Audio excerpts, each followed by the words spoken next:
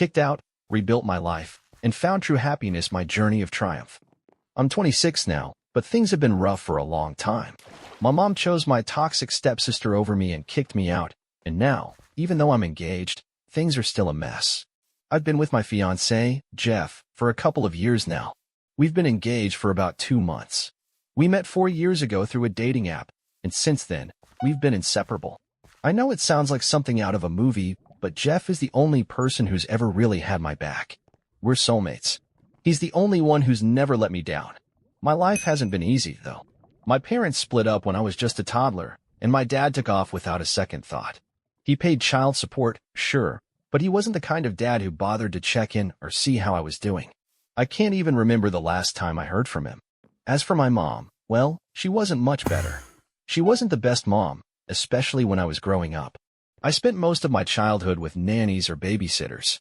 Mom was always off doing something else, mostly hanging out with her friends or dating some guy. She was a freelance artist, which paid decently, but she didn't really care about raising me. She only had me because it was the law. She got child support checks to take care of me, so I guess that's how she got by. If I'm being honest, I don't think she ever cared about me the way a mother should. If it weren't for that child support, I'm pretty sure she would have kicked me out a long time ago. When I was 13, she started dating Matt, my stepdad. He was 50 and had a daughter named Jess, who was about my age. My mom brought him and his daughter over to meet me, and it was awkward. I was already used to her bringing boyfriends around, but this time, she told me I had to be on my best behavior. I didn't get why this guy was different from the others, but I figured I'd just go along with it. The first time I met Matt and Jess, they were nice enough, but I didn't think much of it. Things started changing fast, though. Matt spent more and more time at our place, and before long, it felt like they were living there full time. I didn't care much, as long as they left me alone. I was content just doing my thing. But then things changed again. My mom told me I was going to have to share my room with Jess. That was a line I wasn't willing to cross. My room had been my personal space forever, and it was the one place where I felt at peace. I wasn't going to give that up, especially not for someone I barely knew. So I told her I wasn't doing it. Of course, we had a huge argument. She threatened to throw me out, but I knew she couldn't. I was 14, and I knew enough about the law to know that she couldn't just boot me out of the house until I was an adult. I wasn't scared of her threats. In the end, she gave in and turned the basement into Jess's room. It wasn't as nice as mine, but it worked for her. Mom put some effort into making it livable, but it wasn't anything special. But after that, Jess started treating me like an enemy. I think it had something to do with my mom making a big deal about the whole sharing a room thing in front of Jess, as if to make me feel guilty. It backfired, though. Jess hated me after that. I didn't want to share my room, and she couldn't get over it. The worst part was, I hadn't done anything to her. She was mad just because I didn't want to give up my room. It was a ridiculous reason to hate me, but she did it anyway. And she made sure to let me know just how much she hated me. She would say nasty things, like the reason my dad left my mom was because of me. She laughed about it like it was some kind of joke. She'd pick on me for being a little overweight, and she'd spread rumors about me at school.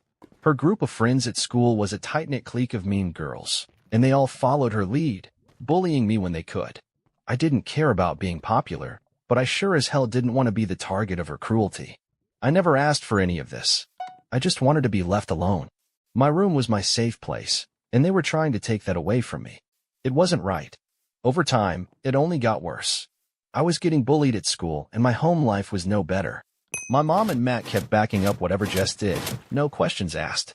At one point, she turned the whole school against me. By the time I graduated, I barely had any friends left. I had gained a lot of weight, and my appearance was changing for the worse. Acne, bad hair, and just feeling miserable. It didn't help that I was struggling with my grades too. I felt like I had nothing going for me. Things at home weren't better, either. Jess and my mom kept piling on the pressure, and I had no one to turn to. My mom started comparing me to Jess all the time, like I wasn't good enough. I felt like I was invisible. I didn't belong in my own home, and I was starting to think that maybe it was time for me to get out. I had no real family to turn to. My grandparents didn't talk to us, and I never knew my dad's side of the family. It was just me and my mom, but I felt like I wasn't even her daughter anymore. I was just a burden to her, and Jess was the daughter she always wanted. When I turned 18, I was kicked out of the house. I had no other place to go, but I was relieved. I couldn't live in that toxic environment anymore. I'd been fighting to survive for years, and finally, I was free. Things were getting more complicated by the day. Jess had always hated me, and for no reason I could understand. She seemed to think I was always jealous of her, that I could never measure up to her. I was crying by this point, uncontrollably, but it didn't seem to faze my mom. She just kept shouting, blaming me for everything. After a while, she stopped yelling and told me I needed to leave. I had no idea what she was talking about, so I asked her where I was supposed to go. She didn't care. She just wanted me out. When I refused, she threatened to call the cops. She said since I was almost 18, the police would take the drug allegations seriously. She didn't want an addict living with her anymore, taking all her money and resources. She was done pretending we were a happy family, and as far as she was concerned, I deserved nothing. I begged her not to kick me out. I wanted to leave, but I knew I didn't have anywhere to go and no money to survive on my own. My mom didn't care. She said if I didn't leave that day, she'd call the cops herself. I couldn't believe how cruel she was being, especially since Matt and Jess didn't say a word. They were going about their day like nothing was happening. After a lot of crying and begging, I finally started packing. I figured I'd rather live on the streets than risk being arrested for something I didn't do. I finished packing by the evening, and when I walked out of the house, no one said goodbye. I didn't look back. I went to the park and sat for a few hours, but it started getting cold, so I decided to go to a friend's place. I went to Amy's apartment and asked if I could stay with her for a few days.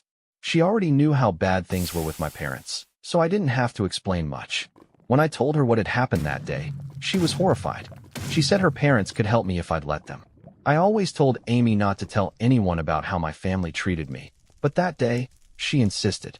She made me talk to her parents, and they were just as appalled as she was. They called my mom to try and talk to her, but my mom was rude and unpleasant. They realized there was no point in trying to talk to her, so they did something I will forever be grateful for. They offered to let me stay with them as long as I needed. Amy's family was wealthy, so money wasn't an issue. Amy even offered to share a room with me. I ended up living with them for the next few years while I attended community college, the only place that accepted me due to my poor grades. I started working, saving money, and planning to buy my own place. Amy's parents made sure I never felt pressured to leave, and they made me as comfortable as possible. Around 3 years ago, I finally saved enough to move out. I was proud of myself, and I was beyond grateful to Amy and her parents. I honestly couldn't have done it without them. They even helped me settle into my new home. They told me I could always come back to visit or even live with them again if I needed to. That was the turning point for me. By then, I had lost a lot of weight and my health had improved significantly. I felt and looked better. I was also earning enough to support myself, and I had worked hard to improve my life. I decided it was time to start dating. I wanted to get married someday, and it was time to look for the right person. I met a few guys before Jeff, but they never worked out. It always fizzled before it got serious. Then I met Jeff, and everything just clicked. We were meant to be together. I had no idea he was wealthy or that he was the heir to his father's business when we first started dating. I liked him because he was funny, cute, and he seemed to like me too. After a few months, he told me about his family. His family owned a chain of restaurants, and he was going to inherit it when his dad retired. Some people might have been impressed by that, but to me, it didn't change anything.